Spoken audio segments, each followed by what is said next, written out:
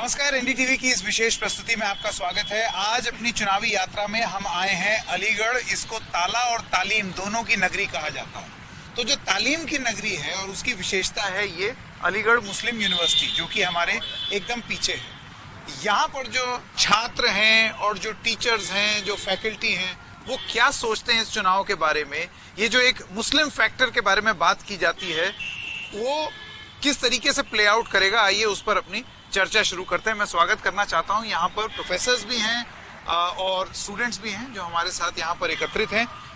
Doctor Ahmad Mushtaba, आप assistant professor हैं department of geography के, आपका बहुत स्वागत है। मैं आपसे ये जानना चाहता हूँ कि ये एक मुस्लिम फैक्टर के बारे में बड़ी बात होती है। आपने देखा पूरे वेस्टर्न यूपी का जो फोकस है उसमें ये है कि नफरत की राजनीति बनाम प्रोग्रेस या विकास की राजनीति। ऐसे में हमने बहुत ज्यादा मुस्लिम समुदाय के लोगों को इस मुद्दे पर बात करते हुए नहीं देखा है। आपकी रीडिंग क्या है? आपको लगता है ये एक पॉलिटिकल स्ट्रेटजी हो सकती है? मेरा तो अपना मानना है, बल्कि मैं ये बात बहुत अफसोस के साथ आपके सामने दर्ज करता हूँ कि हिंदुस्तान इतने बड़े जमहूरी मुल्क में आज़ादी के बाद से लेकर आज तक हम लोग वोट देने का सलीका ही नहीं सीख पाए। हमारे सामने कोई स्पेसिफिक ऑब्जेक्टिव ही नहीं होता है कि हम किस बेस पर वोटिंग करने जा रहे हैं। आप इस बात पर ये आप सब लोगों के बारे में बोल रहे हैं या सिर्फ मुस्लिम्स के बारे में? मैं एक जनरल बात कह रहा हूँ कि हम इशू बेस्ड पॉलिटिक्स की हम लोगों को आदत ही नहीं रही है। हम लोग अगर किसी कैंडिडेट के साथ बहुत सारी भीड़ देख ली तो हमने ये वोटिंग पैटर्न ही सेट कर लिया कि इसे शायद बहुत ज्यादा मत मिलने वाले हैं तो इसको वोट दे दें। हमने कुछ जो पैराडाइम सेट होना चाहिए थे वोटिंग के, वो पैराडाइम अब तक सेट ही नहीं हो पाया। ये बहुत सबको गौर व फिक्र करने की बात है कि जैसे जैसा माहौल होता है वैसे आप हमसे पूछ रहे हैं कि इस बार कौन सा पैटर्न सेट है कि नफरत की राजनीति में वोट देंगे या प्रोग्रेस की राजनीति में वोट देंगे। हम लोगों के अंदर इतने बड़े जमहूरी मुल्क में कम से कम हम लोगों को ये शऊर बेदार हो जाना चाहिए था कि इस हिंदुस्तान को बनाने के लिए, सूबे को बनाने के लिए, मुल्क को बनाने के लिए क्या ऐसी ज़रूरतें हैं और लीडर्स में, पार्टीज में क्या ऐसी खुसूसियात हैं जिनके बुनियादों पर हम उनकी सरकार को तश्कील करें और हम एक अपना जो मताधिकार है उसका एक दिशा सेट करें, एक डायरेक्शन सेट करें। मैं आपके पास आना चाहता हूँ प्रोफेसर अजय बसारिया जी, आप हैं डिपार्टमेंट ऑफ हिंदी के प्रोफेसर। ये जो अभी बात बोली मुस्तफा जी ने, आप इससे सहमत हैं या आपको लगता है कि लोकल इश्यूज डोमिनेट करें? देखिए, जो कन्वेंशनल विजडम थी वो ये माना जाता था कि स्टेट असेंबली इलेक्शन जो होते हैं वो बहुत ही लोकल इश्यूज पर लड़े जाते हैं। आपको लगता है वो नैरेटिव बदला है पिछले कुछ सालों में कि अब एक कॉमन इशू हो गया है जिसमें सब जगह वोटिंग होती है? देखिए, दिक्कत पूरी ये है कि जो आज के हालात हैं उन हालात में कोई भी पॉलिटिकल पार्टी वो जनता के बीच जाकर जनता के दुख दर्दों के बारे में सुनकर उनके लिए आंदोलन करने का काम व्यापक स्तर पर नहीं कर रही है। छुटपुट कुछ घटनाएं होती हैं, मीडिया में आती हैं, तो वहां पर रेला लग जाता है डिफरेंट पॉलिटिकल पार्टीज का। जब ये मुद्दे नहीं होंगे, सही बात तो यह है कि पॉलिटिकल पार्टीज के पास जो हकीकत में जो मुद्दे हैं वो मुद्दे उनके पास है ही नहीं, और इसलिए कुछ मुद्दे उछाले जाते हैं जिनमें धर्म है, जिसमें जाति है, जिसमें राष्ट्रवाद है, जिसमें और एक आरोप ये भी लगता है कि वो सिर्फ एक ही तरफ से नहीं उछाला जाता है, वो दोनों तरफ से उछाला जाता है। पॉलिटिकल पार्टीज की बात कर रहा हूँ, मैंने तो एक पार्टी की भी बात ही नहीं की। तो वो उछाले जाते हैं और उनको काउंटर किया जाता है, यानी कुल मिलाकर के जो पिच रहता है वो वही रहता है। ये जो पिच वाली बात आपने बोली है, अभी कल ही राकेश टिकैत जो कि किसान नेता हैं, उन्होंने बोला है कि इस बार पश्चिमी उत्तर प्रदेश हिंदू मुसलमान और जिन्ना राजनीति की पिच नहीं बनेगी। आपको लगता है कि इस 5 साल में ये एहसास पश्चिमी उत्तर प्रदेश में हुआ है? आप यहाँ रहते हैं अलीगढ़ में, क्या? मैं अलीगढ़ में रहता हूँ, अलीगढ़ में पैदा हुआ हूँ और यहीं पर पढ़ाता भी हूँ। तो ऐसा ये कहना राकेश टिकैत की अपनी इच्छा, अपनी कामना हो सकती है, लेकिन यथार्थ स्थिति ये है नहीं, क्योंकि पॉलिटिकल पार्टी से लेकर के मीडिया तक, मैं यहाँ पर आपको भी थोड़ा क्वेश्चन करना चाहूंगा, मीडिया को भी, मीडिया भी उन हालात पर, उन मुद्दों पर जो जनता के वास्तविक मुद्दे हैं उन पर बात नहीं करती। वो भी तो क्या जनता बात करना चाहती है? मेरा ख्याल है जनता अगर बात की जाएगी तो जनता बात करेगी, बिल्कुल करेगी। और मैं आपके ही उसका हवाला देता हूं, जिस वक्त में आप जो कोरोना के फर्स्ट फेज में पलायन हो रहा था, जनता के किस आदमी ने आपसे बात नहीं की? आपने उनको दुख दर्दों की बात करनी शुरू की तो उन्होंने अपने मुद्दे आपके सामने रखे, है ना। जब भी आप वहां जाएंगे तो वो बात करेंगे, लेकिन हम खुद जो है वो जो पॉलिटिकल पार्टीज उठा के खड़ा कर देती हैं, उसी में उलझ के रह जाते हैं। उलझ करके ठीक रह है। जाते हैं। पॉलिटिकल साइंस के भी यहाँ पर प्रोफेसर हैं, प्रोफेसर मोहिबुल हक। आप अग्री करेंगे जो अभी आपने बोला बसारिया जी ने, कि जो परोस दिया जाता है राजनीतिक दलों द्वारा वही मुद्दा बन के रह जाता है और फिर उसी पर वोटिंग भी हो जाती है? देखिए, अनफॉर्चुनेटली किसी हद तक ये बात सही है, लेकिन जहाँ से आपने बात शुरू की थी मुस्लिम फैक्टर की, देखिए जब चीफ मिनिस्टर खुद ये स्टेटमेंट देंगे कि ये 80% वर्सेस 20% है, तो देखिए एक नैरेटिव को समझने की कोशिश करनी चाहिए। यानी एक पॉलिटिकल पार्टी ये क्लेम कर रही है, चीफ मिनिस्टर ये क्लेम कर रहा है कि जैसे हिंदूज मोनोलिथ हों, मुस्लिम भी मोनोलिथ हों। ये सोशियोलॉजिकली अगर आप देखें या पॉलिटिकली अगर आप देखें, मुमकिन नहीं है। ये मुमकिन नहीं है और ये है भी नहीं। ना हिंदू मोनोलिथ है ना मुसलमान मोनोलिथ है। ये नैरेटिव जब सेट होगा तो एक पर्टिकुलर पॉलिटिकल पार्टी को इसका एडवांटेज होगा। तो ये जो हिंदू वर्सेस मुस्लिम पॉलिटिक्स होती है, ये with notable exception of some media houses, otherwise ज्यादातर मीडिया ने भी इसको they have perfected the art of deception जिसे कहते हैं, और they have become what is called means of mass deception. तो ultimately instead of mass communication, तो अल्टीमेटली क्या होता है कि फार्मर्स की बात है कि 700 किसान जो है वो शहीद हो गए, मान लिया इन्फ्लेशन है, डीजल पेट्रोल के दाम हैं, डेवलपमेंट का मुद्दा है, ये मुद्दा अगर उठाए डिस्पेंसेशन तो उसके लिए बहुत प्रॉब्लम हो जाएगी, क्योंकि इस पे तो क्वेश्चन होंगे। तो अल्टीमेटली जो सुपरफिशियल इश्यूज हैं, with the help of what we called a controlled media, biased media, they can construct this kind of narrative, और उस narrative में ultimately फायदा उसका हो जाता है। अदरवाइज इलेक्शन में देखिए, जैसे मुसलमान को अगर आप देखिए, हॉरिजेंटल एंड वर्टिकल डिवीजन मुसलमानों में भी है, हॉरिजेंटल वर्टिकल डिवीजन हिंदुओं में भी है। तो ये जो एक मिथ क्रिएट की जाती है कि मुसलमान जो है वो एकमुश्त वोट करते हैं, ऐसा आपके हिसाब से नहीं है? ये पॉसिबल ही नहीं। हम तो वोटिंग पैटर्न की स्टडी करते हैं, पॉलिटिकल बिहेवियर की स्टडी करते हैं। क्या पाया है? हमने ये पाया है कि कभी मोनोलिथ होकर के वोट नहीं किया मुसलमानों ने। तो ना ही ये मुस्लिम फैक्टर हिंदू फैक्टर नहीं है। ये आप देखिए, इसका एडवांटेज ये नेशनल लेवल पे 2022 से 24 तक यही नैरेटिव एक पार्टिकुलर पॉलिटिकल फोर्स रखना चाहती है। इस नैरेटिव को जब तक डीकंस्ट्रक्ट नहीं करेंगे ऑनेस्ट लोग, जिसमें आप लोगों से बहुत ज्यादा एक्सपेक्टेशन है, और सिटीजनरी बाहर नहीं आएगी और आके बोलेंगे नहीं हमें सड़क चाहिए, हमें पानी चाहिए, हमें डेवलपमेंट चाहिए। आप जाइए यूपी में देखिए, अभी मेडिकल कॉलेज को एक रास्ता जाता है यहाँ से मेडिकल रोड पे जाइए, अलीगढ़ में आप जाइए और जाकर के देखिए, कम से कम 10 जगह ऐसे आपको गड्ढे मिलेंगे कि जिसमें कोई प्रेग्नेंट अगर औरत जा रही है एम्बुलेंस से बैठ के, कोई हार्ट पेशेंट जा रहा है तो उसकी रास्ते में डेथ हो जाएगी। जहां 8-10 डिस्ट्रिक्ट के को कैटर करता है मेडिकल कॉलेज, वहां पे डेवलपमेंट का क्या हालत है? आप चले जाइए बाईपास पे, वहां पे रात में आपको लाइट नहीं मिलेगी।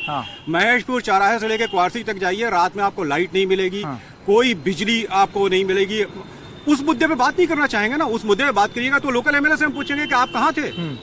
तो ये जो बहकाने वाले मैटर हैं, लोकल एमएलए ये चाहता है कि एक कोई बड़ा मुद्दा हो जाए जिसके बारे में बात हो, ताकि उनको तो कहीं किसी लाइब्रेरी या आर्काइव में टंगी हुई कोई तस्वीर, वो उनके लिए मुद्दा बन जाता है। मैं ये पूछना चाहता हूँ कि आप खुद बताइए कि कोई तस्वीर किसी आर्काइव में लगी हुई है, कोई कम्युनिटी, कोई ग्रुप, कोई सेगमेंट, कोई इंस्टीट्यूशन अपनी हिस्ट्री को प्रिजर्व करना चाहता है, वो इलेक्शन का मुद्दा हो सकता है। यानी इस लेवल का, देखिए I teach political science, I can not afford to be innocent. मैं पॉलिटिकल साइंस पढ़ता हूँ और समझता भी हूँ। तो इस नैरेटिव को जो कंस्ट्रक्ट किया है, misleading narrative. Doctor Ali Nawaz Zaidi, assistant professor in department of law. कल तो आपकी न्यूज चली है स्मार्ट सिटी पे, आप ही के एनडीटीवी पे चली। बिल्कुल बिल्कुल। तो ये जो मोहिब साहब जिस तरफ इशारा कर रहे हैं, वो हमारे सामने, आपने गौर नहीं किया कि इलेक्शन के कमिटमेंट से पहले, चुनाव की घोषणा से पहले आपने देखा कि कैसा एक माहौल और मिजाज बना हुआ था, लेकिन पब्लिक ने इन तमाम मुद्दों के ऊपर रिस्पॉन्ड नहीं करा। अब आज देखिए कि इस वक्त जो ग्राफ है चुनाव का, और जो चुनाव का के जो इस एक धूम होना चाहिए थी, वो चुनाव के अंदर एक बहुत बड़ी बात बोल रहे हैं प्रोफेसर जैदी। मैं आपसे पूछना चाहता हूं, आपको लगता है कि एक सरकार के प्रति रोष और गुस्सा ये नेसेसरली ट्रांसलेट करेगा उनके खिलाफ वोट में भी, या फिर ये है कि मैं गुस्सा भी तुम्ही से हूं लेकिन उम्मीद भी तुम्ही से है? नहीं, जैसा कि हमारे काबिल दोस्तों ने बताया है कि देखिए, जो नाराज़गी है वो रिफ्लेक्शन तो ज़रूर आएगा। बट कहीं ना कहीं चीज़ें बहुत पॉजिटिव भी है। लोग अब डेवलपमेंट की बात कर रहे हैं, एजुकेशन की बात कर रहे हैं और सिस्टम की बात कर रहे हैं, गुड गवर्नेंस की बात कर रहे हैं। तो मुझे ये लगता है कि हमें इस बार इस पे भी हमें उम्मीद है कि जनता हमारी और हम लोग सभी लोग मिलकर इसके ऊपर काम करेंगे कि अच्छी गवर्नेंस आए और बेस्ट गवर्नेंस आए, जिससे हमारी कंट्री नहीं, लेकिन देखिए ये आप चूज कैसे करेंगे, क्योंकि हर सरकार जो है अपने गवर्नेंस मॉडल को बेस्ट गिनाती है। मायावती ने बोला देखिए मैंने तो दिल्ली से, ग्रेटर नोएडा से आगरा तक एक्सप्रेसवे बना दिया, अब वो आई नहीं वापस, विकास की बात पर वो नहीं है। ये स्टेट भी तो ऐसा है कि विकास अकेले अपने आप में चुनाव नहीं जिताता, ना ही अखिलेश के हाईवे से उनको विक्ट्री मिली, इनके हाईवे से इनको कैसे मिल जाएगी, और ये मुद्दा सही में लोगों के लिए रहेगा या नहीं, ये कौन गारंटी करे? देखिए इसकी गारंटी तो इस चीज़ से होगी कि हमने जो तजुर्बा किया है वो तजुर्बा हमारे लिए काफ़ी है कि हमने पॉलिटिकल पार्टीज़ को एडमायर किया, उनको डिनाइल भी किया उनका, बट हमें मौजूदा जो चीज़ें देखनी है, हमें एक जैसे हम इस इंस्टीट्यूशन में खड़े हैं अलीगढ़ मुस्लिम यूनिवर्सिटी में, और ये अभी जैसे कि प्राइम मिनिस्टर ने कहा कि मिनी इंडिया, और हम लोग की सबकी यही कोशिश है जो हमारा एजुकेटेड क्लास है कि हम किसी भी सूरत से एक अच्छे से अच्छा कैंडिडेट बेस्ट लेके आए, इरिस्पेक्टिव ऑफ पार्टी, जो भी एजुकेटेड है बेस्ट है, और जो भी एक अच्छा पॉलिटिकल लीडर है हम उसको लेके आए, इरिस्पेक्टिव ऑफ कि वो बीजेपी से है या वो किसी भी पार्टी से, कांग्रेस से है या समाजवादी से है। हमें बेस्ट लेके आना है, बेस्ट एजुकेटेड पर्सन लेके आना है जो हमारी सिस्टम को, हमारी कंट्री की एक फ्यूचर को, हमारी लेगेसी को सिक्योर करे। This is the hour approach. Sure.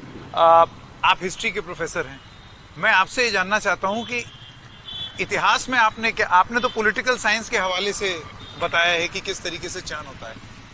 From the point of view of history आपको क्या लगता है कि इस बार जो मुस्लिम वोटर है, आपका ये कहना है कि वो मोनोलिथ नहीं है, कि ये मान लेना कि वो पूरा एक तरफा वोट होगा, एक दिशा में होगा, वो सही नहीं है? ऐसी उम्मीद भी हो सकता है कुछ राजनीतिक दल लगाए बैठे हों कि पूरा मुस्लिम समुदाय जो है वो एक साथ उनको वोट करेगा, लेकिन व्हाट इज योर असेसमेंट? देखिए इलेक्टोरल पॉलिटिक्स की जो हिस्ट्री है, हाँ, उसमें मुस्लिम स्पेसिफिकली अलग जाके वोट किया ही नहीं है। हाँ। 67 में एंटी कांग्रेस सेंटिमेंट था, उसमें मुस्लिम का भी शेयर था। हाँ। 77 में एंटी कांग्रेस सेंटिमेंट था, उसमें मुस्लिम इलेक्टोरेट का भी शेयर है, वो पोस्ट पोल एनालिसिस तुमने देखा होगा। 1989 में ऐसा हुआ। आप प्रोविंशियल इलेक्शंस की भी इलेक्टोरल पॉलिटिक्स की हिस्ट्री देख लीजिए तो यही है। हमें सबसे बड़ा प्रॉब्लम ये है कि प्री बीजेपी इरा में भी और बीजेपी इरा में भी हर वक्त मुस्लिम फैक्टर की बात हो रही है। अरे जिस वक्त मेजोरिटेरियन कंसोलिडेशन, उस वक्त तो मुस्लिम ऐसे ही मतलब इररिलेवेंट हो गया हुआ है इलेक्टोरली। हाँ, हाँ। तो ये तो अपने आप में इस फैक्टर की बात करना खुद एक बहुत मतलब we smell some danger in it. तो क्यों ये बड़ी रोचक बात कह रहे हैं आप। क्यों बाद में बताएंगे। नहीं, why do you smell danger? जिस वक्त मेजोरिटेरियन कंसोलिडेशन है, हाँ, उस वक्त माइनॉरिटी का मूड क्यों नाप रहे हैं? उस वक्त मेजोरिटी का जाके नापिए। लेकिन बात ये भी है ना कि क्या मेजोरिटी कंसोलिडेशन है? पिछली बार 14, 17 और 19 में तो हो सकता है हो, लेकिन क्या 22 में भी मेजोरिटी कंसोलिडेशन है? ये तो अब परसों यहाँ इलेक्शन है और बाकी जगहों पे और इलेक्शन होगा, पता चलेगा। हम वो नहीं कह रहे हैं। हाँ। हम ये कह रहे हैं कि ये हम वोटिंग राइट सिटीजन की हैसियत से पाए हैं। जैसे हम प्राइमोडियल आइडेंटिटी के ट्रैप में गए कि जाट कैसे दे रहा है, मुसलमान कैसे दे रहा है, ब्राह्मण कैसे दे रहा है, ठाकुर कैसे दे रहा है, हम तो यही सबवर्ट कर दिए। हमने उस डेमोक्रेसी के मीनिंग को वहीं सबवर्ट कर दिया। ये करते चले आ रहे हैं हम, और इसीलिए ये जो प्राइमोडियल आइडेंटिटी के लाइन पे इलेक्टोरल मैनेजमेंट आसान होता है।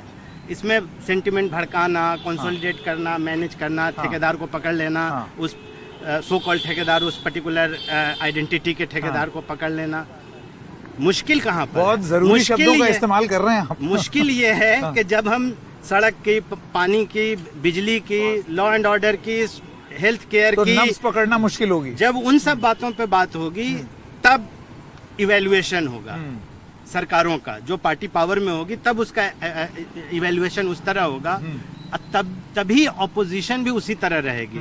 वरना अभी तो रूलिंग और ऑपोजिशन दोनों आइडेंटिटी पॉलिटिक्स में कन्वीनियंस पा रही है अब तक लार्जली। हम नहीं कह रहे हैं कि सिर्फ उसी पे वोट होता है, लेकिन ये प्री डोमिनेंट फैक्टर रहता है। ये ट्रेजेडी है, ये हमारी डेमोक्रेसी की ट्रेजेडी है कि अब तक चला आ रहा है, हाँ। ये कब खत्म होगा? ये इतने सालों में अगर नहीं बदला तो इतने अब साल- आपको लगता है इस चुनाव में बदलेगा? हम तो इनकॉरिजिबली ऑप्टिमिस्ट हैं, बदलेगा। जितना हाँ। कितना वक्त लगेगा ये अलग बात है।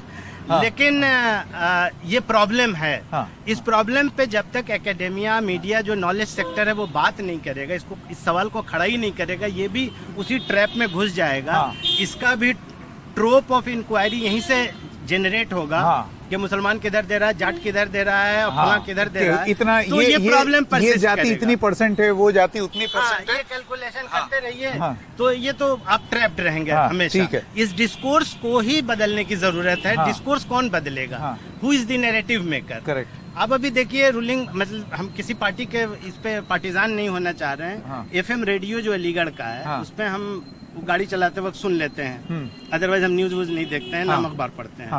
बहुत तो बढ़िया करते हैं। उसमें जो है, उसमें बोल रहा है जो ठोकेगा उसको वोट देंगे। अब ये ठोकेगा का लिंगो जो है, you could have campaigned in a different way. Correct. ऐसा नहीं है, जो आपके साथ है वो रहेगा, हाँ। जो आपके खिलाफ है वो आपके खिलाफ वोट देगा। ये कैंपेनिंग का जो ये लिंगो है, हाँ। जो ठोकेगा उसको वोट देंगे, ये मतलब ये वो मतलब बोल रही है, गली स्तर की बातचीत। ये बहुत घटिया है। हाँ। बहुत घटिया है, ये कंडेमनेबल है। हाँ, and all of us should condemn it. जी। देखिए सज्जाद साहब की बात से मैं पूरी तरह एग्री करता हूँ। मैं ये कहूँगा कि इस बार एक चीज़ में देखने में आ रहा है कि एक फ्रस्ट्रेशन, एक डिसअपॉइंटमेंट है कि वो जो कहते हैं ना कि अब्बा जान कहने वाले सारा राशन खा जाते हैं, हाँ। इस टाइप की बात की मास अपील नहीं हो पा रही है। हाँ। यानी जो अपील होती थी पहले कि राम मंदिर के नाम पे वोट मांग लिया और लोगों ने वोट दे दिया, उस टाइप की अपील नहीं हो पा रही। क्योंकि देखिए डिवाइसिव जो पॉलिटिक्स होती है, या जो पॉलिटिक्स में एंग्जाइटी होता नहीं, है, लेकिन मैं इसमें एक काउंटर क्वेश्चन पूछना चाहता हूं। अगर ये बीजेपी के लिए डिसएडवांटेज है कि वो अपील नहीं हो पा रही, तो ये समाजवादी पार्टी जैसी पार्टियों के लिए डिसएडवांटेज भी तो है, उनके लिए भी है, क्योंकि वो वहां कंसोलिडेट नहीं कर पा रहे। यहाँ पर काउंटर कंसोलिडेशन नहीं हो पाएगा। नहीं देखिए, अगर polarisation leads to reverse polarisation. देखिए पोलराइजेशन की जो पॉलिटिक्स, पोलराइजेशन का फायदा किसको होगा, सबसे पहले हमें ये देखना होगा who is the beneficiary of polarisation. तो जो बेनिफिशियरी हो सकता था पोलराइजेशन को, उसकी बेचैनी अगर आप देखेंगे इस पूरे जो कैंपेन के दौरान, बहुत सारे मीडिया हाउसेस को एक्यूज करना, बहुत सारे लोगों को क्रिटिसाइज करना, वो एक पूरा फ्रस्ट्रेशन है कि ये इट इज नॉट वर्किंग। उसकी वजह है कि बहुत डिजास्टर्स पॉलिसीज रही हैं। अब या वेस्टर्न यूपी में आप देख लीजिए, ईस्टर्न यूपी में जाइए, जिस तरह के जो डिस्कोर्स हैं उसमें ये वाला डिस्कोर्स बहुत ज़्यादा कामयाब नहीं हो पा रहा। मुझे एक पॉजिटिव चेंज अपनी डेमोक्रेसी, इंडिया की डेमोक्रेसी के लिए नजर आ रही है, जिसमें इस टाइप की जो कॉम्युनल पोलराइजेशन की पॉलिटिक्स, मुझे बहुत अच्छा लगता है ये सुन के कि आप you are an eternal optimist. ये सुन के ही बहुत अच्छा लग रहा है, और ऐसे ही होना चाहिए, क्योंकि हम लोग भी इटर्नली ऑप्टिमिस्टिक हैं कि मतलब कुछ बदलेगा और अच्छा होगा। अब कुछ छात्रों से भी बात कर लेते हैं अलीगढ़ मुस्लिम यूनिवर्सिटी के। आपका शुभ नाम और आपके विचार?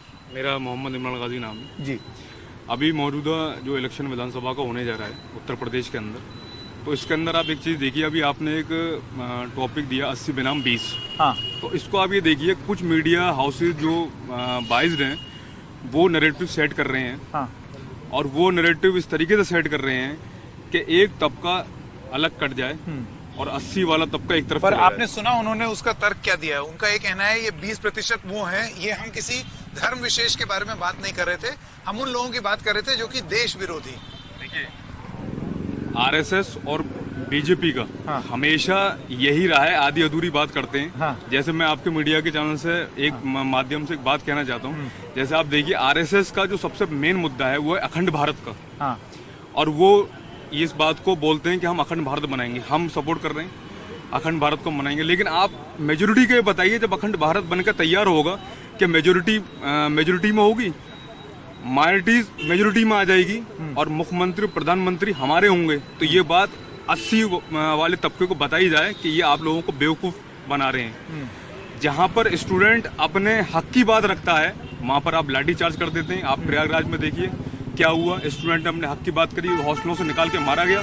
15 दिसंबर के अंदर अलीगढ़ मुस्लिम यूनिवर्सिटी के अंदर क्या यहाँ पर हुआ, लड़कों के ऊपर ग्रेनेड मारे गए, गोली चलाई गई, कितनी क्या जुल्म ज़्यादती यहाँ पर हुई अलीगढ़ मुस्लिम यूनिवर्सिटी के अंदर।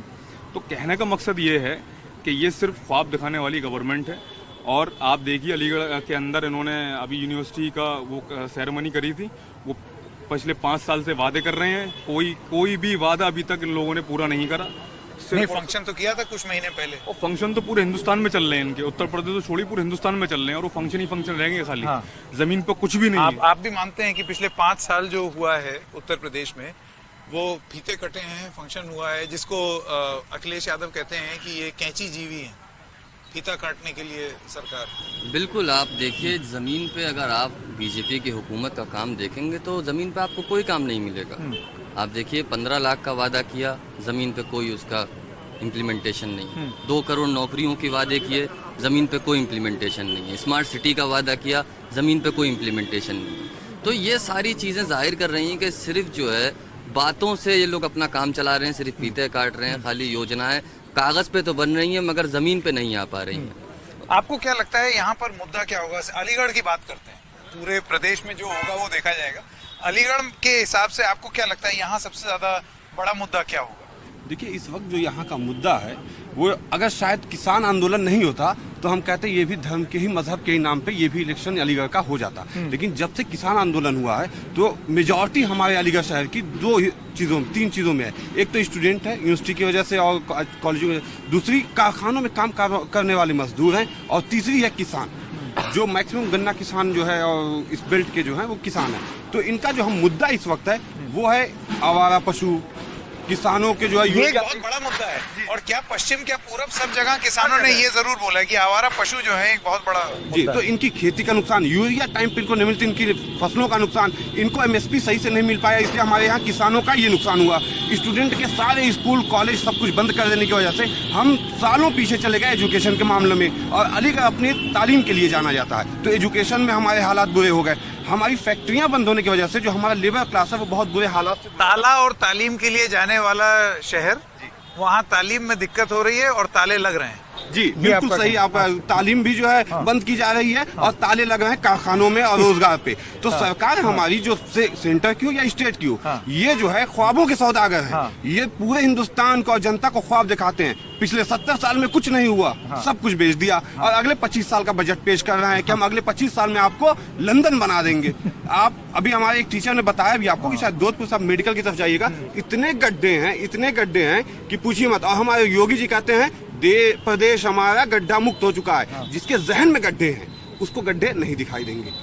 जो वो कहेंगे क्राइम हमारा खत्म हो चुका है। क्राइम कहाँ खत्म हुआ? आप प्रदेश में आगे चीखते हैं कि अगर सरकार आ जाएगी तो आजम, अतीक और मुख्तार बाहर आके जो है हंगामा करेंगे। धनंजय सिंह क्या कर रहे हैं? आपने कल ही फरलो पे राम रहीम को जो है छोड़ दिया। राम रहीम एक, आप समझ सकते हैं कि उसको फॉलो पे 25 दिन पहले आपने छोड़ने क्रिमिनल है, चुनाव पर बलात्कारी है, मर्डरिस्ट, उसने मर्डर किया है, आप उसे छोड़ रहे हैं क्योंकि अपने फायदे के लिए। तो ये सरकार ये मौत की सौदागर है और ख्वाबों की सौदागर है। इनकी बात आपको बड़ी रोचक लग रही थी, लेकिन क्या बात छू गई? ये इनकी हर एक बात हम लोग जब बैठ के बात करते हैं तो इन्हीं सारी बातों पर डिस्कस होता है कि जैसे कि हमारे और इमरान भाई ने कहा ये छोटे भाई ये बड़े भाई, तो इन सब की बातों से मैं इत्तेफाक रखते हुए मैं अपनी, नहीं ये भी छोटा, तो मैं अपनी बात को बढ़ा रहा हूँ कि जो जैसा इमरान ने कहा कि 20% और 80% वो लोग कह रहे हैं हमारे खिलाफ जो है 20% है। उनकी वो टंग ऑफ स्लिप है, स्लिप टंग का मसला है कि वो 80% कहना चाह रहे हैं कि हमारे खिलाफ है, कि तो 80% लोग बेरोजगार हो चुके हैं इंडिया में। चाहे उनका रोजगार खत्म हो गया हो जीएसटी के थ्रू, चाहे वो नोटबंदी में बिल्डर और जो मजदूर बर्बाद हुए, जो कल जानते हैं एक बड़ी रोचक चीज हुई। हम लोग ग्रेटर नोएडा और नोएडा में थे, वहाँ पर कुछ लोग आए, डीजे पर डांस करते हुए आए, खूब मस्ती से प्रचार कर रहे थे, और उसके बाद कैमरा देख कर पास आए, बोले जरा एक बार बात कर दो, जरा कुछ नौकरी वोकरी मिल जाए। मतलब मैं कह रहा हूँ ना, चाहे वो नोटबंदी में कम से कम 60% लोग बेरोजगार हो गए थे, जिन्होंने बताया कि आतंकवाद को रोकने के लिए आतंकी कौन है? आतंकी हर वो शख्स है, लेकिन मेरा सवाल दूसरा है। मेरा सवाल ये है कि आतंकी हर वो शख्स है जिसकी बातों से और जिसकी हरकतों से आतंक फैलता है। जो ये कहे कि हम मुसलमानों की औरतों को कब्र से निकाल कर रेप करेंगे, वो आतंकी है। जो ये कहता है कि हम गाय के नाम पर गाय कोई ले जा रहा है हम उसको मार देंगे, वो आतंकी है। चाहे वो मुसलमान ही कहे कि हमको 5 मिनट दे दीजिए, हमको 2 मिनट दे दीजिए, सही बात है। लेकिन मेरा सवाल यहाँ पर यही है, और मैं आप लोगों से जानना चाहता हूँ कि देखिए, नाराजगी है, ये चीज जग जाहिर हो गई, बहुत सारे लोग इस बात को बयान कर रहे हैं, लेकिन वो नाराजगी वोट में तब्दील होगी या नहीं, ये एक बड़ी बात है। कि कहीं ऐसा ना हो कि मैं नाराज तो हूं, जैसे अभी थोड़ी देर पहले हम चर्चा कर रहे थे, लेकिन उम्मीद भी आप ही से है, अभी भी उम्मीद बनी हुई है। नाराज हैं? जी, मेरा नाम शाहरुख है और मैं लॉ फाइनल ईयर का स्टूडेंट। हाँ, तो नाराजगी तो है, लेकिन बीजेपी ये सिर्फ एंटी बीजेपी माहौल बना के बाकी दीगर सेकुलर पार्टियां वोट ले लें जैसे अखिलेश यादव करते हैं, तो वो नाराजगी उसमें तब्दील नहीं होगी। ये मुद्दों की बात होगी। अखिलेश यादव हमारे मुद्दों पे बात करने के लिए तैयार नहीं है। धर्म संसद हो जाती है, एक कम्युनिटी को, विशेष कम्युनिटी को, मुसलमानों को मारने की और काटने की बात होती तो है। आपको क्या लगता है वो क्यों नहीं और पार्टियां करती हैं? उनको लगता है हिंदू नाराज हो एक जाएगा। सॉफ्ट हिंदुत्व और एक हार्ड हिंदुत्व की पॉलिसी है कि मुसलमानों को साइडलाइन करके एक पार्टी आई है हार्ड हिंदुत्व के साथ और अखिलेश यादव, सपा, बाकी दीगर पार्टी आई है सॉफ्ट हिंदुत्व के साथ। अगर हम इनके इशू पे बात करेंगे, ट्रिपल तलाक पर अखिलेश यादव बात करने के लिए तैयार नहीं। यूएपीए का बिल के अंदर कांग्रेस और समाजवादी पार्टी को तो एकदम मुसलमानों का हितैषी माना जाता है। आपकी बात तो उनको दुख पहुंचाएगी। 12 के अंदर समाजवादी को वोट दिया, सरकार में आई, 18% रिजर्वेशन का वादा किया मुसलमानों का, वो पूरा नहीं किया समाजवादी पार्टी ने। वहीं आम आदमी पार्टी के साथ बैठ के अखिलेश यादव, जामिया के मेडिकल कॉलेज के लिए बात हुई, कोर्ट ने कहा आप जमीन अलॉट कर दें, और वो जमीन अलॉट नहीं की। जामिया का मेडिकल कॉलेज, इनकी बात से आप लोग सहमत हैं जो ये बोल रहे हैं? नहीं, इन्होंने ये कहा है कि भले ही बीजेपी एक तरीके की राजनीति कर रही हो, लेकिन बाकी लोग भी उसी दिशा में राजनीति कर रहे हैं। जी, ये जो प्रेजेंट जो है सिचुएशन है इलेक्शन की, इसमें कहीं भी आप देखिए कोई भी पार्टी खुल के मुसलमानों का नाम नहीं लेना चाह रही है, बचना चाह रही है कि जो हिंदू वोटर हमारे कहीं ऐसा होना हो भाग जाए। तो जो इस तरीके में समाजवादी पार्टी भी शामिल, समाजवादी पार्टी तो शुरू से यही की है। अच्छा। मुसलमानों ने 4 बार उनके पिताजी को मुख्यमंत्री बनाया, डिफेंस मिनिस्टर बनाया, तब भी ये मुसलमानों को सिर्फ लॉलीपॉप थमाते रहे, और उसके बाद ये जब से आए हैं तो इन्हें एक अजीब सी जो है। तो आप तो सभी से नाराज हैं, फिर सरकार कौन बनाएगी? हमारा देखिए इस दौर में जो जब से ये गवर्नमेंट आई है तब से सीधा मुद्दा हो चुका है, हमें रोजगार चाहिए। हम युवा हैं, हमें रोजगार चाहिए। हम न जात पात की पॉलिटिक्स करेंगे, न मजहब धर्म की, मंदिर मस्जिद की पॉलिटिक्स नहीं करेंगे। तो वो तो बेरोजगारी की बात कर ही रहे हैं अखिलेश यादव। वही मुजफ्फरनगर के अंदर 38%, 40% आबादी मुसलमानों की, वहाँ एक भी मुसलमान कैंडिडेट को टिकट नहीं दे रहे अखिलेश यादव। तो मुसलमानों को साइडलाइन करने का काम अखिलेश यादव कर रहे हैं। एक पार्टी के राष्ट्रीय अध्यक्ष पे उत्तर प्रदेश में हमला हो जाता है, सांसद है, और वही समाजवादी के कह रहे हैं कि ये बीजेपी की साजिश, वो ये आपस में मिल के किया है, और बीजेपी वाले कह रहे हैं ये बी टीम है। तो यूपी की जो सुरक्षा है वो खोलती है कि यूपी में कोई सुरक्षित, एक सांसद सुरक्षित नहीं, तो बाकी आवाम भी सुरक्षित। उस पर अखिलेश यादव बोलने को तैयार नहीं। तो आम मुसलमानों के इशू पे अखिलेश यादव बाई डिफॉल्ट अपना वोटर समझ रहे हैं। तो मुसलमान अखिलेश यादव का बाई डिफॉल्ट वोटर नहीं है। जो उनके मुद्दे की बात करेगा मुसलमान उसे वोट करेगा। मतलब मुसलमानों को और उनके वोट को ये ना मान ले कोई दल कि ये तो पूरा हमारे साथ ही है। आप सहमत हैं? अखिलेश यादव भूल न करें। देखिए, रही बात इसकी कि पूरा एक दल के साथ वोट जाएगा, मैं इससे सहमत नहीं हूँ कि एक दल को तो पूरा वोट नहीं जा सकता है, क्योंकि हर किसी की अपनी हार्दिक इच्छा है कि वो जिसको चाहे वोट करना चाहे। रही बात प्रदेश की राजनीति की या इस देश की राजनीति की, तो अगर मैं माननीय मुख्यमंत्री जी की बात करूं तो जनता का जो पर्सपेक्टिव है उनको एक खलनायक के तौर पे देखा जाता है कि वो मतलब एक बहुत बड़े उसमें अवतार में आए हैं और सारी चीजों को सॉर्ट आउट कर देंगे। मैं सिर्फ आपने संजय दत्त बना दिया उनको। हाँ, वही तो मैं बनाया। तो जनता है, बाकी खुद की पार्टी का वो निर्मित है। मेन बात यह है कि लोकतंत्र के अंदर जो एक छवि बनाई गई है मोदी जी की, हमारे राजा हैं, बादशाह हैं, है ना। लोकतंत्र के अंदर राजा तो कभी होता ही नहीं है। हमने तो लोकतंत्र की परिभाषा ही चेंज कर दी है। रही बात मुद्दों की, तो जो असल मुद्दे हैं वो कहीं नहीं है। शिक्षा की बात कहीं नहीं हो रही है। अब ऑनलाइन मामला सबका चल रहा है। ऑनलाइन में कितने ऐसे बच्चे हैं जो वास्तव में उससे अपनी शिक्षा को आगे बढ़ा पा रहे हैं। अभी भी हमारे देश यूनिवर्सिटी का क्या हाल है? अगर जैसे शिक्षा की हम बात करें, यहाँ क्या दिक्कत है? नहीं, यूनिवर्सिटी के अंदर भी ऑनलाइन मामला चल रहा है सारा का सारा। अब ऐसे कई सारे बच्चे हैं जो कश्मीर से हैं। देखिए, दिल्ली में एक मुहिम चली जिसमें ये बोला गया, कि भाई अगर आप शराब की दुकान खोल सकते हैं, अगर आप रेस्तरां खोल सकते हैं, होटल खोल सकते हैं, तो भाई सिनेमा खोल सकते हैं, तो फिर आपको स्कूल और कॉलेज से ही क्यों सारी दिक्कत है? आप मानते हैं वही मुद्दा यहाँ पर भी है? वो मुद्दा तकरीबन कोरोना के बाद से हर जगह है। लेकिन मैं सबकी बात सुन रहा था और थोड़ा ही बोलूंगा। मैं ये बोल रहा था कि बीजेपी 2017 में आ गई, 92 में खत्म हुई थी यूपी से। जिन लोगों ने 25 साल यहाँ राजनीति करी, खासतौर से मायावती और अखिलेश यादव और बुलंद यादव, उन्होंने मुसलमानों के लिए क्या किया? या जो 2013 में सच्चर कमेटी की रिपोर्ट आई कि देश के अंदर मुसलमानों के हालात 10 से बदतर हैं, वो किसके टाइम में था? यानी कि हर पॉलिटिकल पार्टी ने मुसलमानों को सिर्फ वोट बैंक की तरह यूज किया है, और मुसलमानों का भला किसने क्या, पहले ये बता दें। ठीक है, अभी कुछ चल रहा है वो सबके लिए, बेरोजगारी है वो हिंदू के लिए भी है, मुसलमान के लिए भी है। मैं ये जानना चाहता हूँ कि हालांकि ये बात एस्टेब्लिश हो गई कि मुसलमान एक मुश्त वोट नहीं करता है, ठीक है, लेकिन मुसलमानों का राजनीतिक दुश्मन नंबर 1 और दुश्मन नंबर 2 कौन है? आपकी बात से ऐसा लगता है कि ना आपको सपा मंजूर है ना भाजपा। नहीं, देखिए जितनी भी आपको सो कॉल्ड सेकुलर पार्टी भी, सो कॉल्ड सेकुलर पार्टी जो मुसलमानों का सिर्फ वोट चाहती है, उनके मुद्दों से भागना चाहती है, वो सबसे बड़ी दुश्मन। शिक्षा के नाम पे ले लें, ये रिकॉर्ड है जो है। भाई तो मुझे ये बता, मैं ये जानना चाहता हूँ फिर बचा कौन?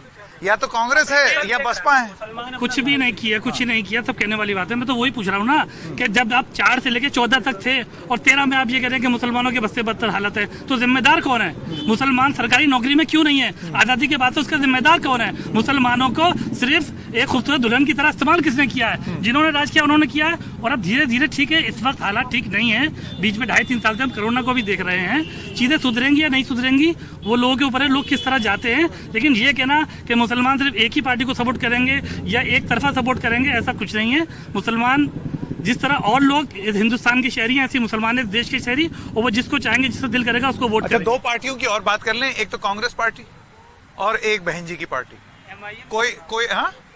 कोई बोलना चाहेगा उसके बारे में? बिल्कुल बोले। प्रदेश में MIM भी चुनाव लड़ रही है, सब दिन ओवैसी आए हैं, वो है सीरियस प्लेयर, या वाकई सीरियस प्लेयर है। वो पार्टी आई है, चुनाव बिहार में उन्हें कामयाबी मिली है, महाराष्ट्र में कामयाबी मिली है, तो केजरीवाल भी आए हुए हैं, आम आदमी भी आए हुए हैं। तो सर हर इंसान अपने अपने पैर पसाने की कोशिश कर रहा है। सबको मालूम है कि जितना बड़ा ये प्रदेश है उतना बड़ा कोई नहीं है। हर इंसान को विधानसभा का जो इलेक्शन होता है वो कैंडिडेट के ऊपर होता है, लोकसभा का पार्टी के ऊपर इलेक्शन होता है। इस टाइम अलीगढ़ का जो स्टूडेंट है, अलीगढ़ की जो आवाम है, वो सिर्फ जो वोट कास्ट करेगी वो कैंडिडेट को वोट देकर कास्ट करेगी, किसी पार्टी को देखकर वोट कास्ट नहीं करेगी। जो स्टूडेंट की बात करेगा, जो युवाओं की बात करेगा, जो किसान की बात करेगा, जो रोजगार दिलाएगा, उसको यहाँ का तबका जो है वोट कास्ट करेगा, चाहे वो किसी भी पार्टी को, वो किसी भी पार्टी को। बिल्कुल सही बात। रही बात और कांग्रेस एक बात और मैं ऐड कर देना चाहता हूँ, अगर किसी की पार्टी की बात होती है, आप देखिए, आप खुद बताइए, हिंदुस्तान जब से आज़ाद हुआ, अगर उत्तर प्रदेश के अंदर कौन सी ऐसी पार्टी है जिसने इंफ्रास्ट्रक्चर से लेकर स्टूडेंट को लेकर हर चीज़ पर अगर काम किया है, तो वो समाजवादी पार्टी है। और आप देखिए, उसने जब से 5 साल का जो उनका टेन्योर रहा, उसमें आप इंफ्रास्ट्रक्चर देखिए, आप यमुना एक्सप्रेस वे देखिए, आप पूर्वांचल एक्सप्रेस वे देखिए, चाहे वो अभी कंप्लीट हो रहा है, लेकिन वो माननीय अखिलेश जी की उसमें रहा है। और गांव गली गली नुक्कड़ नुक्कड़ जोड़ा नहीं एग्री करते आपसे। नहीं, तो ये डेमोक्रेसी में सबको राइट है, किसी पार्टी को सपोर्ट करते। 12 साल का था, वो 32 का हो गया। मैं 20 साल से ये देख रहा हूँ कि कांग्रेस से हमेशा विवेक बंसल को ही टिकट मिलता है। 2002 में वो बने, 7 में फिर हारे, 12 में हारे, 17 में हारे, एक ही चला जा रहा है। वही चला, रिपीट नहीं होगा। युवाओं को मिलेगा ही नहीं मौका। उनकी हाइट शायद 5 फुट 4 इंच है, वो जब से ऐसे ही करे चला रहे हैं, मुझे दिन पे दिन छोटे नजर आ रहे हैं, लेकिन किसी और को टिकट नहीं मिलेगा। आज 70-75 सालों से मुसलमानों ने सिर्फ सेकुलर पार्टीज को हमेशा एकदम टीस भरी हुई है आपके अंदर हर पार्टी के खिलाफ। नहीं, हर पार्टी के खिलाफ, जो सच है वो बोल रहे हैं। मैं ये कह रहा हूँ कि 70-75 सालों से इन सेकुलर पार्टीज का मुसलमानों ने हमेशा ईमानदारी से साथ दिया, तो क्या इन सेकुलर पार्टीज ने मुसलमानों का साथ दिया? आप देखिए, सच्चर कमेटी की रिपोर्ट कहती है कि दलितों से बुरी हालत है मुसलमानों की, तो ये दिखाता है कि 70-75 सालों में इन सेकुलर पार्टीज ने मुसलमानों को सिर्फ हाशिए पर ढकेलने का काम किया, सिर्फ साइडलाइन और मार्जिनलाइज करने का। लास्ट कमेंट आप कुछ कहना सच्चर कमेटी जो है, मुझे लगता है कि कांग्रेस ने पूरे हिंदुस्तान में ये दिखाने के लिए लागू किया था कि देखो, तुम हमें वोट दो, हम बीजेपी से ज्यादा कम्युनल है, और मुसलमानों को हमने 33 से 3% पे लाके समेट दिया। आज उनके हालात दलितों से बदतर कर दिए। अगर वो लागू करना चाहती तो मनमोहन सरकार में 10 साल की जो सरकार थी उसमें लागू करती, और मुसलमानों के डेवलपमेंट में, अपलिफ्टमेंट में, उनके जो है फलाबदूदी में बहुत ही ज्यादा आगे काम कर सकती थी। कांग्रेस का बेस वोट था दलित, ब्राह्मण, मुस्लिम, लेकिन 92 के बाद में मुसलमानों ने उसका साथ छोड़ दिया। आज वो यूपी से गायब है। दलितों ने बहन जी को पकड़ लिया और ब्राह्मण बीजेपी के साथ चला गया कुछ हद तक। तो ये जीरो है, कांग्रेस आज प्रदेश में जीरो है। आज वो अपनी खोई हुई पॉलिटिक्स को फिर से इकट्ठा करने के लिए, 24 में फिर से वापस सरकार बनाने के लिए अब जद्दोजहद में लगे कि हम CNRC में आपका साथ दिए, हम आपके लड़ाइयों में आपके साथ खड़े हैं, लेकिन उनसे काम नहीं चलेगा। आप हमारे मुसलमानों को जो 33 से 3% पे ला दिए, सेंट्रल गवर्नमेंट की सारी नौकरियों में आप परसेंटेज पे बांध दिया कि यूपीएससी के जो एग्जाम होंगे हम 2 से 3% पे इनको ऊपर आने नहीं देंगे। आज तक वही पैटर्न फॉलो किया जा रहा है, उससे ऊपर कब हम आएंगे? कांग्रेस इस चीज को कब खत्म करेगी और मुसलमानों पर भरोसा करके आगे की तरफ? बहुत ही रोचक बातचीत है। दुर्भाग्य से समय कम है, लेकिन आप सब लोगों का बहुत बहुत धन्यवाद। बहुत कुछ सीखने को मिला है आप लोगों की बात सुन करके। बहुत बहुत धन्यवाद।